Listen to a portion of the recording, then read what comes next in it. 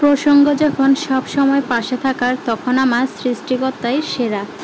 তাই তো জিনিসটা সব সময় অদ্ভুত, যে পালন করে সে সব সময় দোষী হয়।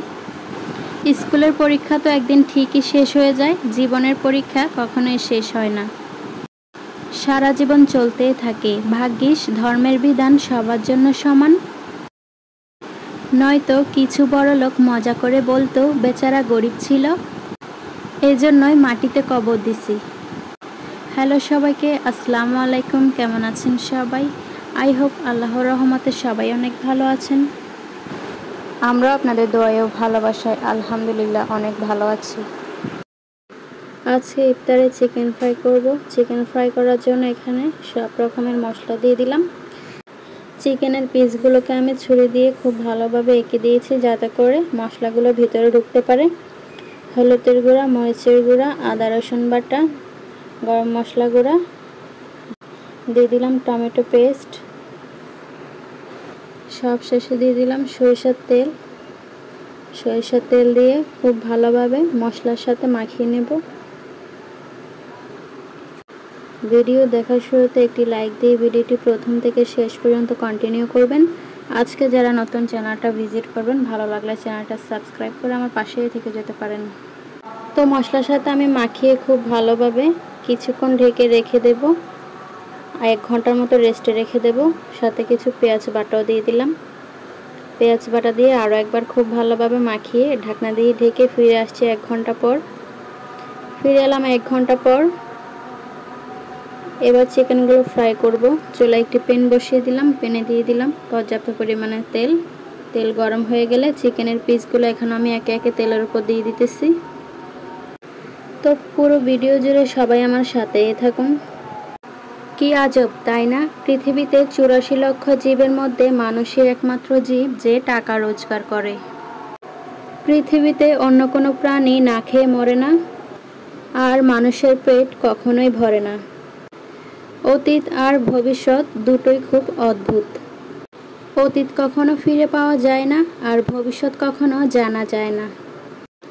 তবুও সবাই অতীতের স্মৃতি আর ভবিষ্যতের পরিকল্পনা নিয়ে বর্তমানটাকে কাটিয়ে দেন।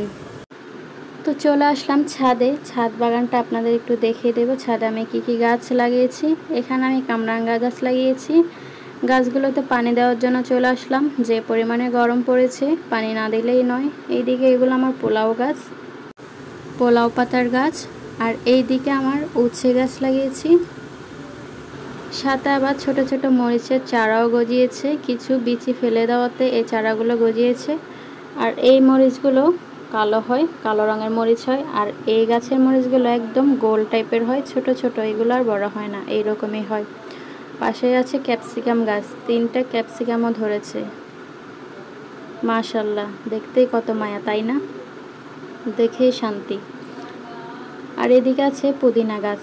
মূলত আমি পুদিনা পাতা নিতে আসলাম ইফতারে মাখানোর জন্য। গাছে পানি দেওয়া হয়ে গেছে, পুদিনা পাতা আমার তোলা হয়ে গেছে। আর এইদিকে আমার বাবাগুলা আমার পেছন পেছন চলে আসছে। বের হলে কেমন যেন টের পেয়ে যায়, আমার পেছন পেছন চলে আসে। আর এইদিকে আমার গাছগুলোতে পানি দেওয়া হয়ে গেছে। পুদিনা পাতা তুলে এখন চলে যাব বাসায়। এই যে আমার এই পুদিনা পাতাগুলো হলেই হয়ে যাবে। এইগুলোই আমি তুলেছি, এখন চলে যাচ্ছি বাসায়। তো চলুন এবার চলে যায় বাসার উদ্দেশ্যে। খুবই সুন্দর একটা ফ্লেভার বেরোচ্ছে পুদিনা পাতা থেকে। আর এইদিকে দেখতে দেখতে আমার চিকেন ফ্রাইটাও হয়ে গেছে। চিকেন ফ্রাইটা আমি পরিবেশন করে নিয়েছি। ইফতারগুলো এখন একে একে নিয়ে যাওয়ার পালা। এতটা সময় সবাই আমার সাথে থেকেছেন, আর কিছুটা সময় থেকে যান। জীবনের লড়াইয়ে কেউ বা জিতে কেউ বা হারে, তবুও থেমে থাকতে নেই। জীবন মানে এগিয়ে যাওয়া, দুঃখ পেলেও থামতে নেই। খারাপ সময়ের মধ্যে দিয়েও ভালো সময়ের দেখা মিলে। কথা দিয়ে মানুষকে মেরে ফেলা যায়, আবার কথা দিয়ে মরতে যাওয়া মানুষকে বাঁচিয়ে তোলা যায়। কথা একটি হাতিয়ার, কথা একটি শিল্প। কথা বলতে শিখুন, কথা শুনতে শিখুন। কথার মাধ্যমে ভালোবাসা ছড়িয়ে দিন। তো কথা বলতে বলতে এখানে আমার সবগুলো ইফতার আনা হয়ে গেছে। এইদিকে আমার বাবা সোনাটা আজকে বায়না ধরেছে, আজকে বসবে না আমাদের সাথে, সে আজকে আলাদা বসবে। তাকে আমি তার খাবারটা আলাদা দিয়ে দিলাম। আর এদিকে আমরা করেছি বেলের শরবত, আজকে বেলের শরবত খাওয়া হবে। এদিকে ইফতারের টাইমও হয়ে গেছে, আজানও দিয়ে দিয়েছে। বেলের শরবত বিসমিল্লাহ করে খেয়ে নিলাম, খেজুর খেয়ে নিলাম। আর এইদিকে সবাই মিলে ইফতার করা শুরু করে দিলাম। তো আজকের ভিডিওটা এই পর্যন্ত। ভিডিওটা আর বেশি বড় করব না। এতক্ষণ পর্যন্ত ধৈর্য সহকারে যারা আমার পাশে ছিলেন সবাইকে মন থেকে দোয়া ও ভালোবাসা রইল, সবার জন্য শুভকামনা।